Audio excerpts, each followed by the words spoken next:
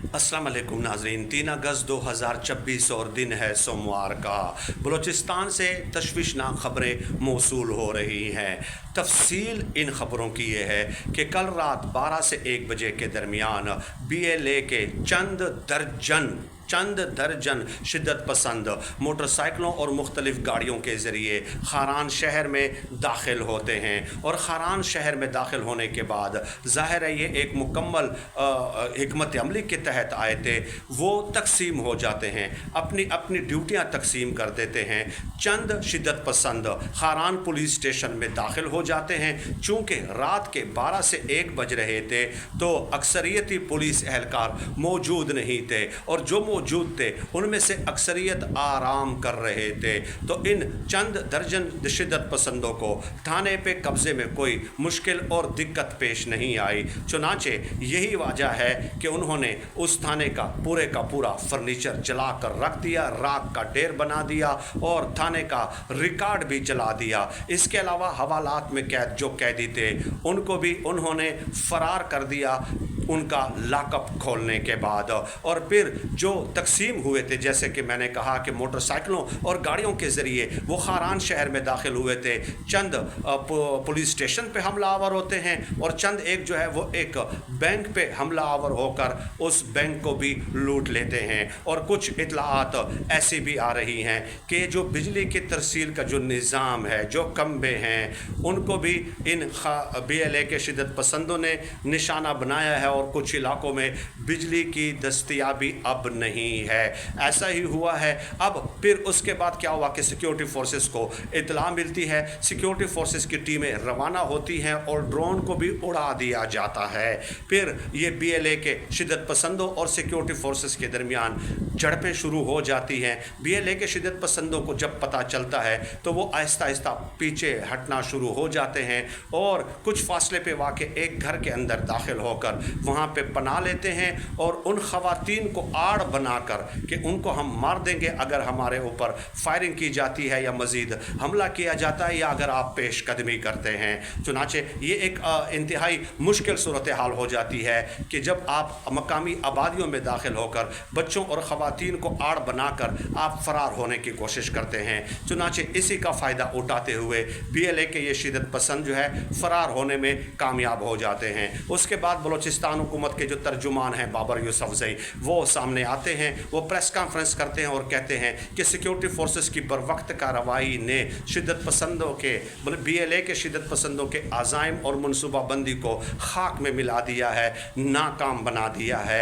ये कहा गया है बाबर यूसुफज़ई की जानिब से। लेकिन एक सवाल पैदा होता है और वो सवाल ये है कि आखिर इन शिद्दत पसंदों के अज़ाइम थे क्या, उनकी हिकमत अमली थी क्या, उनका मनसूबा था क्या उन्होंने अपना मनसूबा हिकमत अमली बाबर यूसुफज़ई को बताई थी? क्या वो यही कुछ करने आए थे या इससे भी ज़्यादा कुछ करने आए थे?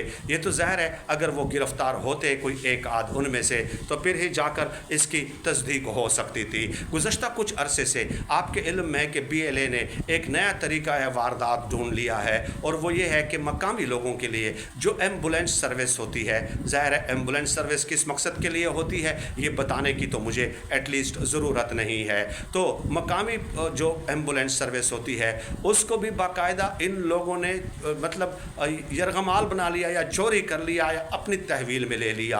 अब तक जो आदाद व शुमार आ चुके हैं उसके मुताबिक 28 एम्बुलेंसेस जो है ये BLA के एहलकार जो है ये चोरी कर चुके हैं और अपने साथ ले जा चुके हैं। अब ये एम्बुलेंस ले जाने का मकासद क्या हो सकते हैं? 2 मकासद हो सकते हैं। एक मकसद तो ये हो सकता है कि उसके अंदर किसी दहशतगर्द को छुपाकर किसी मकाम पे खुदा न खास्ता हमला आवर होना हो। एक तो यही मकसद हो सकता है क्योंकि एम्बुलेंस को देखकर तो आम ट्रैफिक वाले भी, आम शहरी भी जो राह गुज़र होते हैं, मोटरसाइकिलों वाले, गाड़ियों वाले, वो सब रास्ता दे देते हैं, छोड़ देते हैं रास्ता ताकि एम्बुलेंस को गुजरने दिया जाए। तो एम्बुलेंस की आड़ लेकर क्या ये हिकमत अमली बना रहे हैं कि किसी मकाम को खुदकुश धमाके से उड़ा दिया जाए? या दूसरा ये हो सकता है कि कोई एक्सप्लोसिव मटीरियल होता है, उनका कोई धमाका खेज़ مواد یا کوئی اسلحہ کا ذخائر وغیرہ ہوتے ہیں، وہ ایک جگہ سے دوسری جگہ اس کی مومنٹ ہونی ہوتی ہے، ٹرانسفر کرنا ہوتا ہے، چھپانا ہوتا ہے، کسی مقام پہ جہاں پہ حملہ کرنا ہو وہاں پہ پہنچانا ہو سکتا ہے۔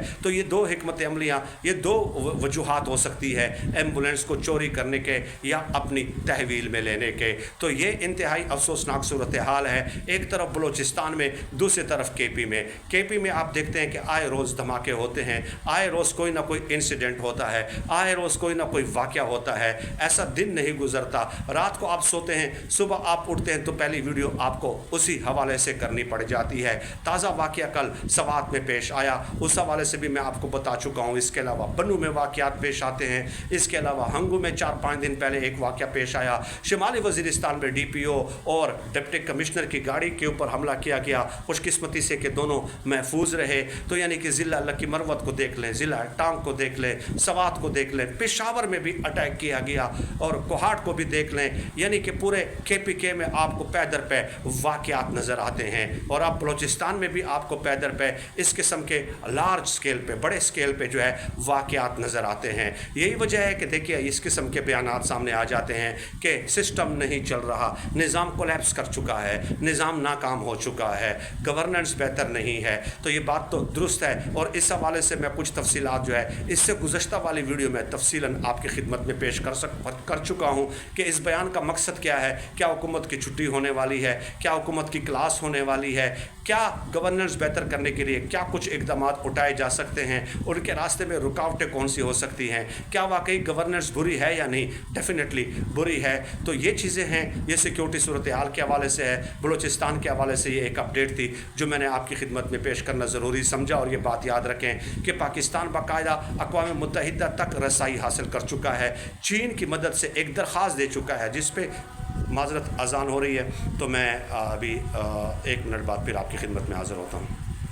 پاکستان اقوام متحدہ کی ایک کمیٹی ہے جس کو 367 کمیٹی کہتے ہیں، اور اس میں ایک درخواست دی ہے باقاعدہ، اور اس درخواست پہ چین کے بھی دستخط ہیں، اور اس میں یہ درخواست میں پاکستان نے یہ کہا ہے کہ BLA کو دہشت گرد تنظیم ڈکلیئر کر دیا جائے، کیونکہ ان کے نیکسز ہیں افغانستان میں موجود دہشت گرد گروپوں کے ساتھ، اور اس میں ظاہر ہے ایسے ہی تو درخواست بلینک تو پیش نہیں کر دی، کافی شواہد اور ایویڈنسز بھی اس میں ساتھ نتھی کیے گئے ہیں، لیکن انٹرسٹنگلی اس کو آن ہولڈ ڈال دیا ہے اقوام متحدہ کی اس کمیٹی نے، اور اس پہ کوئی فیصلہ نہیں سنایا۔ تو اس کا مطلب ہے کہ پاکستان اب 8 مہینے بعد دوبارہ یہ درخواست دے گا، اور پاکستان سے کہا گیا ہے کہ مزید ثبوت آپ ساتھ پیش کریں گے، ساتھ لفظ کریں گے، اس کے بعد پھر دیکھا جائے گا کہ اس کے متعلق کیا فیصلہ کرنا ہے۔